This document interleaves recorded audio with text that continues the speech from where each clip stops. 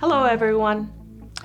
Homeowners from the Massachusetts Residents Against the Crumbling Concrete Group are sharing their stories and experiences here in an effort to raise awareness, share information, encourage affected homeowners to come forward, and advocate for solutions and passages of pending legislation.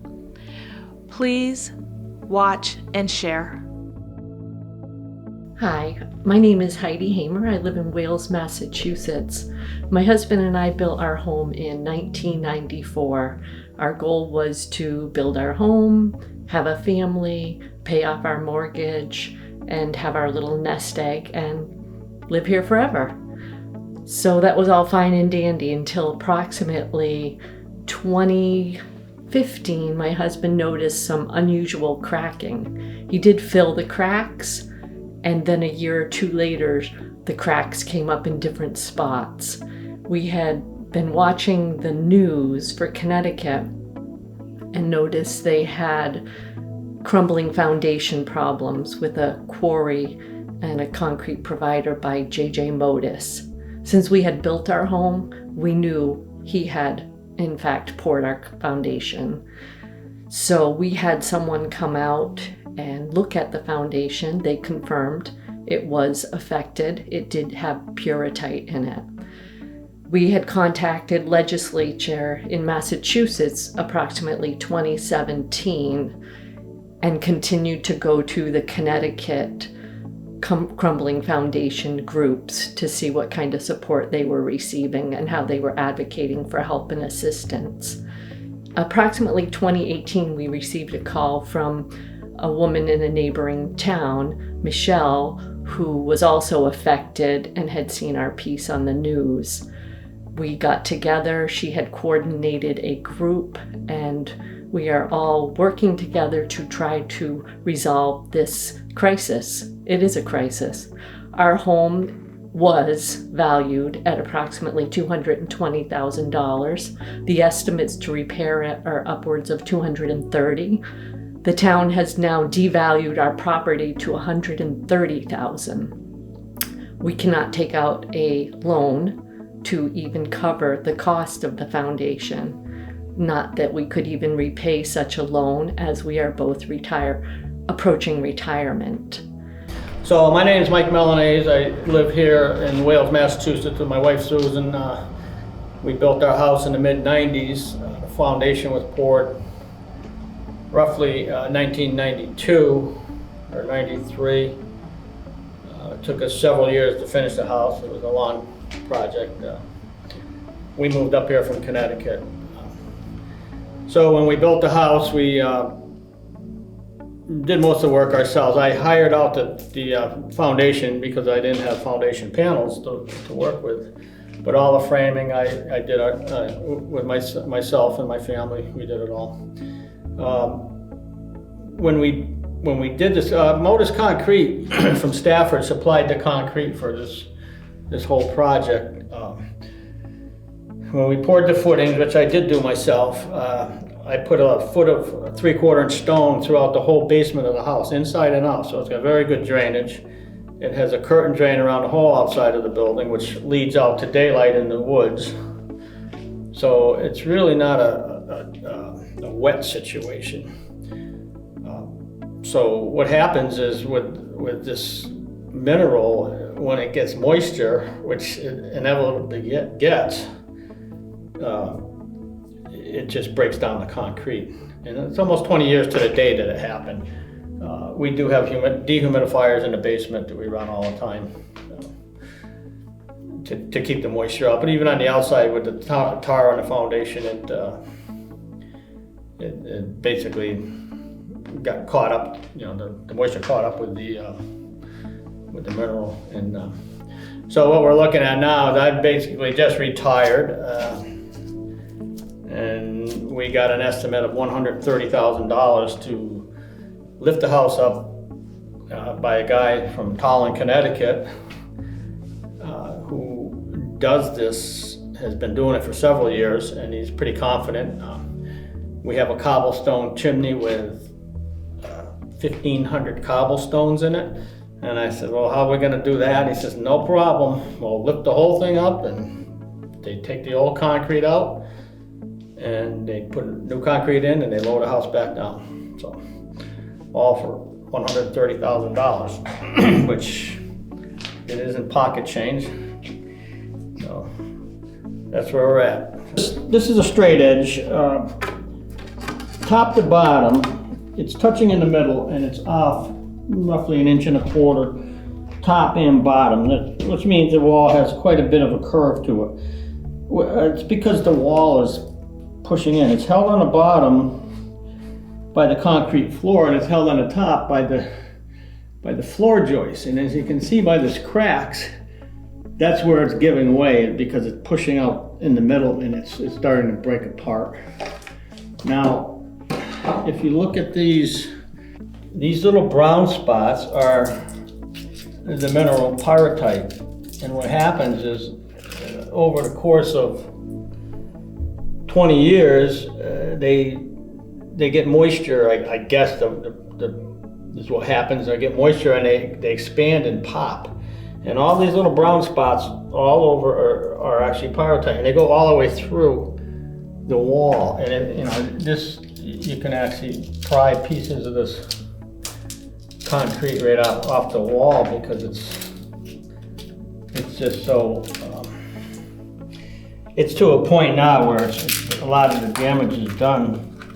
And if you look on the floor, you'll see, where it's just kind of falling off, and you could brush it off. When I poured this foundation, I actually poured 10-inch walls because I didn't ever want to have a problem with the concrete.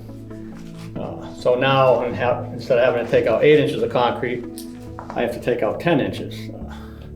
But even with 10 inches, it's not enough to hold it together. I measured the distance on the top and the distance on the bottom from wall to wall, and it's about 1.5 inches difference in the middle. It's shorter because of the bowing. Right now I have temporary beams and posts in. I'm going to beef up the posts a little bit, just for peace of mind, I guess. I'm not really sure if the wall fell in, it would probably knock the post out, and it wouldn't matter anyway. But that's where we're at right now. Okay, so this is more of my overkill. I put a heavy beam across here to carry this part of the house, and it rests on the concrete. And as you can see, this major crack here is part of this bearing wall. You can't see behind this temporary post, but the whole corner is basically coming out, and that carries the whole corner of the house.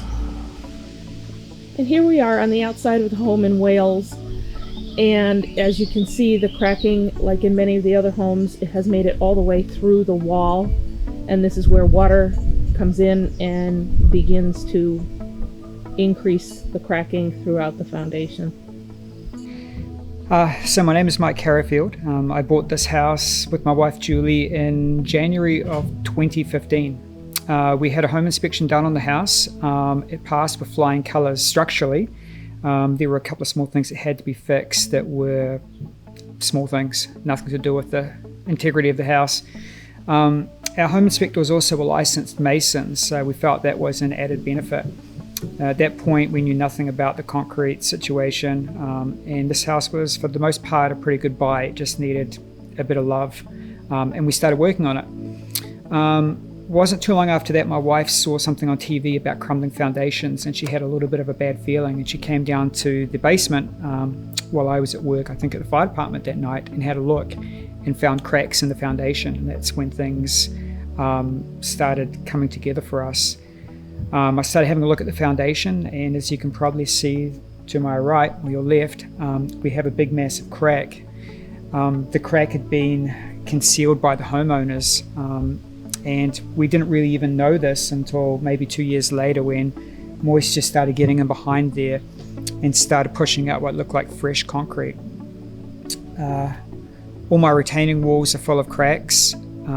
We had a licensed engineer come and look at the house, and he actually diagnosed it as, I think, category 4 before he even got out of his car. He was actually filling things in on his clipboard, just looking at our other walls and everything that he could see from the car. He came into the house and he didn't have to go very far to tell us that what he was seeing was what he'd seen in Connecticut. He was a fairly experienced engineer and he knew what to look for. So it's pretty tough for us. We're a family of 5. We've got 3 young kids. We'd hoped to, pay the house off while they were still young and do things to the house. And now we are essentially underwater on our house, like most of the people in this situation. We owe more on the house than what the house is worth. We're not really quite sure what to do. The house is safe for now. It's not fallen down, but in the next few years we imagine that it may not be habitable. So that's where we're at. Hi, this is Michelle Loglisci. I am a founding member of the Massachusetts Residents Against Crumbling Concrete, and I am here in Palmer at a home that has this issue. As you can see, the cracking is fairly extensive in this corner of the home, and it is actually crumbling. You can touch it and it will fall apart. And we need help. These families need help to get these foundations replaced before they have structural damage to their home. I've now been in Charlton, in Palmer, in Munson. There are homes in East Longmeadow. It just keeps going. Rutland, Barry, Holden. We need help, and we're counting on our legislators to help us.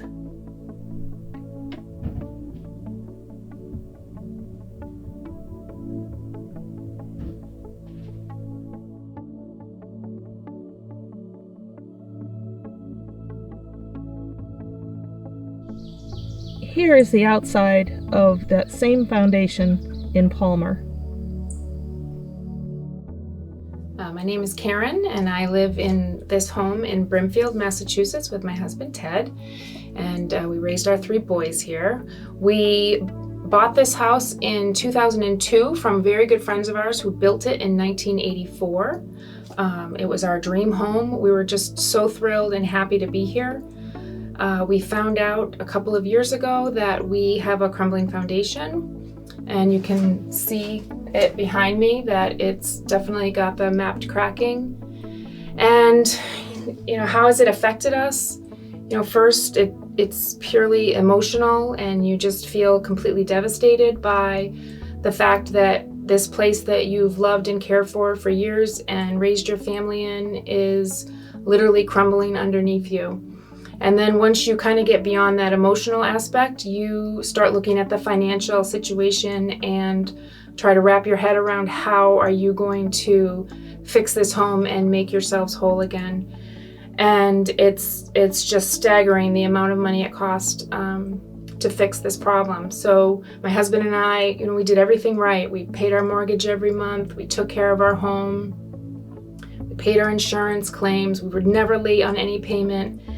And we're getting older, we're in our 50s, we're starting to think about retirement, and we recently met with a financial planner, and I feel like when you're talking to him, you have to give him 2 scenarios, your whole life where you live in a home that doesn't have a crumbling foundation, and the life that's the reality of what your situation is with a crumbling foundation, because it's a significantly different outlook and how you're going to move forward with your financial planning. So, anything that we can do or have to make this situation better for ourselves and our residents that live in Massachusetts is just where we're trying to move forward now. Hi, I am now in Charlton at a home that is currently in the process of having its foundation replaced. As you can see, the home has been lifted. The old foundation has been removed, and now they are in the process of putting in new footings for the new foundation. It's being supported by cribbing and metal beams, and right now they are putting in the forms for the footings for the new foundation walls.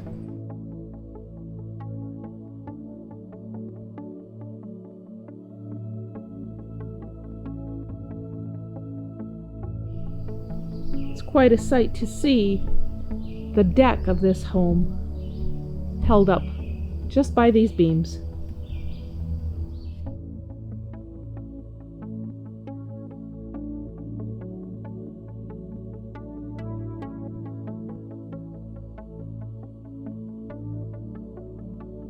Here at the house in Charlton, you can see all of this landscaping material, all of these trees and shrubs that were removed, and they are trying to save through this project so they can be replanted. All of this is lost in these projects. We're the Rianis from Holden, Massachusetts. We bought this house in 2013. It was built in 2002. And never heard of crumbling foundations until last November. Last summer we had a little water leakage in the basement, so we put up gutters. And then in October it was still there. We took down an existing wall on the one portion of the basement that was done over and found the now known telltale signs of pyrrhotite. And had testing done in November. Got the results back the week of Christmas.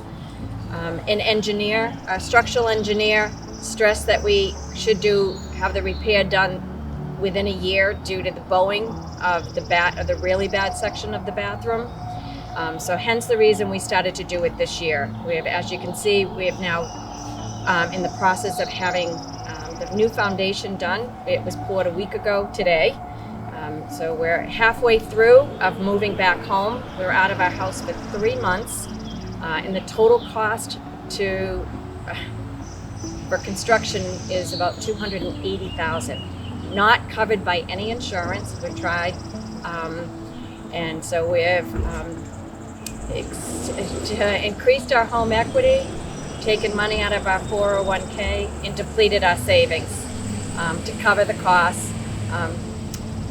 My husband's retired this year. I was to retire, and that is now put off indefinitely until hopefully we get a bill passed in Massachusetts for captive insurance so we can recoup some of this financial burden that we're going through. This is an emotional and financial burden for us. I mean, this is taking a toll on us. We have to live with somebody. Can't live in your house for 3 months. It's just a tough thing. So. And not just us, we have dogs that go with us. So luckily we have a friend who has gratefully told us we can live with us, but it's a long time. We've now been out of our house 8 weeks, and it feels like a lifetime ago. It is just, as Rick said, it is just a roller coaster ride of emotions, and you just feel like you're just depleted. We can see the new foundation has been poured, and the house is getting ready in another couple of weeks after the concrete is cured to be set back down. Hi everyone, we're now in my home in the basement, and our story is that in 1996 we built the home, and in 2017, after raising our family here, our children were grown, we were starting to look at our future and downsizing. We paid off our home. We thought that now was the time for us to get ready to sell. But we read this article and we learned about the crumbling foundation of a home in Long Meadow and found out that JJ Motors poured the concrete. JJ Motors poured our foundation as well. So we were very concerned. Came down, looked at our foundation, tried to get it to crumble like it was in the article and the videos from the home in Long Meadow. Didn't seem that bad, so we went into a place called Denial, and we stayed there for a little while until my husband lit up our basement with shop lights and started mapping out all of our cracking with sidewalk chalk. And at that point we decided we better call in a structural engineer, and he came in and he said, good news, bad news, you're gonna be able to live here for a while because it's progressing slowly because of the things that we had done to help ourselves out when we hit a spring digging our cellar hole. But he said the bad news is you're gonna have to, because you won't be able to sell the home because no bank will finance a home with a crumbling foundation. So at that point, we just didn't know what to do. We checked our insurance policy. There was no coverage there. We couldn't give the house back to the bank. We'd paid it off. We had nowhere to turn. So we called our representative, Brian Ash, and he had heard of this problem, of course, and told us, don't spend any money on your house. You're going to need it. He says, but, we're aware of it, and check in later and we'll see what's going on. So we just kind of thought, what are we going to do? I mean, we just didn't know where to turn. And then I saw some other stories and articles when I started searching and trying to learn more about this issue. And before you know it, we decided to form a group called the Massachusetts Residents Against Crumbling Concrete. A handful of us that had been through this or found out we had this issue. In 2018, we had a forum here in Munson. Well attended, a couple hundred people showed up trying to learn more about this issue. And since then, we've spent a lot of time advocating, talking to other residents. Our Facebook page that we started now has approaching 700 people on the page. We're getting ready to launch our website so that residents will have a resource to go to find out how to get tested, where you can get tested, how much it costs, and the reimbursement program that the state has. And all of those things are going to be needed by a great number of people. In Munson alone, after talking with our town administrator, found out that there were approximately 1,000 homes built in the time frame of concern for the J.J. Modis concrete. That is from 1983 to 2015. And J.J. Modis had a good market share back in the 80s and 90s for sure. Because like I said, we built in 96, and I remember those trucks being in town a lot. Fast forward, and now we expect that there's a Massachusetts source, because now we have homes testing positive for the same mineral that are unlikely to have been poured by J.J. Modis, because they're in Holden and Barry and Rutland and Grafton. So our next steps are to try to identify where that source might be and ask you as a resident who is concerned about your neighbors, concerned about your own foundation, concerned about what this might do to your town as homes that are affected by this become worthless, so their homeowners file for abatement of their taxes. That will affect everyone's tax rate. So I ask you to stand up, even if you are not affected, to help those who are. This is the first crack that we found in our foundation. And you can see it starts out fairly vertical, but then it starts to splinter off. And then it really splits here. And we are getting what's called efflorescence coming in. You'll see that white powdery substance. That is a telltale sign of water coming in. On this crack here, you can see water is starting to come in. Today is not a really heavy rain, so it's just trickling in. On days where it really is coming down, we'll get water all the way down the wall. You can see we have some of the finer map cracking. This is how the foundations look at the beginning when they first start cracking. And we were told by our engineer that we were lucky, that we would be much further along if we hadn't done some of the things we did when we built the house, like coating the walls and waterproofing them, backfilling with sand, and putting in an extensive footing drain that still runs like it's brand new 25 years later. And we also run a dehumidifier. All of those things have helped slow our progression down with our foundation, so we are fortunate. All this is because we happened to hit a spring the day we dug our cellar hole. Here you can see another crack in the wall and where it is starting to split and water is starting to come in here. You see that white powdery substance called efflorescence. And you'll see as I touch it that it's just powder and comes off in your hands.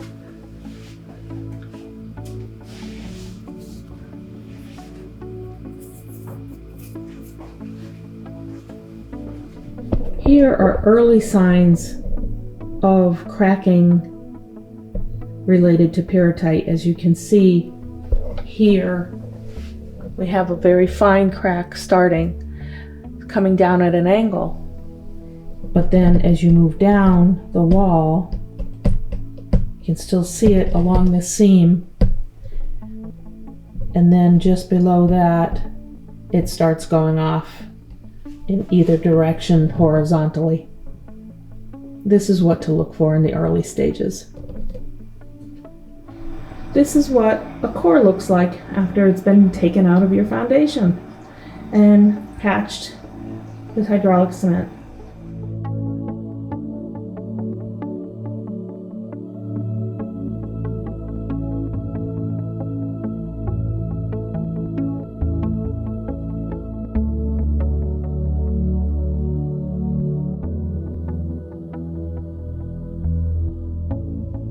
We expect there are approximately 2,000 homes in Massachusetts affected. This number may grow as we are now seeing homes in Rutland, Barry, and Holden test positive for pyrrhotite, and as far east as Grafton. Canada, Ireland, and Connecticut all have remediation and reimbursement processes in place. Massachusetts can begin that process with the passage of Senate Bill 548, an act relative to crumbling concrete foundations. But first, it must have a hearing with the Joint Committee on Environment, Natural Resources, and Agriculture. You can help by reaching out to the chairs of the committee, State Senator Rebecca Rausch and State Representative Carolyn DeKima, and ask them to hold a hearing in September and vote it out favorably.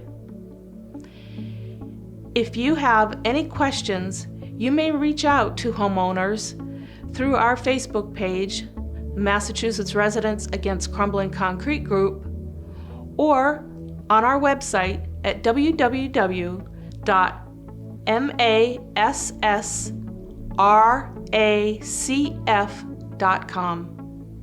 Thank you.